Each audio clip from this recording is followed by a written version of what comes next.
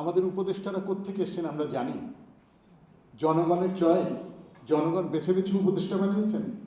তো বিপ্লব কিভাবে, মানে কি অর্থে? মানে ধরেন এগুলো আমরা মোটা দাগে আমরা থিওরাইজেশন করবো তো ঠিক আছে, কিন্তু ধরেন একদম মোটা দাগে ভাবেন যে কোথা থেকে আমাদের শাসনের, আমাদের জনগণের আকাঙ্ক্ষার প্রতিফলন করবেন বলে যারা ওখানে বসে আছেন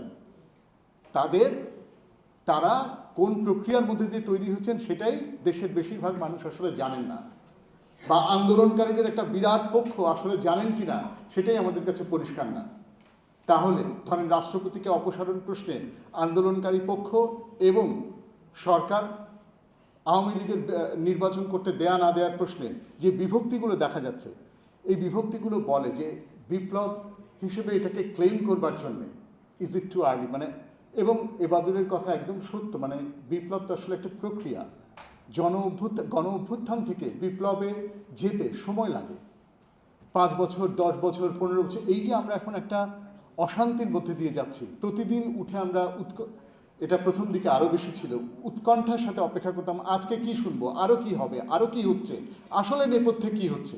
এই আমার ধারণা এই অনিশ্চয়তাগুলো আমাদের আরও দীর্ঘায়িত হবে, আরও অনেক দিন হয়তো আমরা এই উত্থান পতন টানা পড়েন ভাঙচুরের মধ্যে দিয়ে যাব। এটাই প্রক্রিয়া।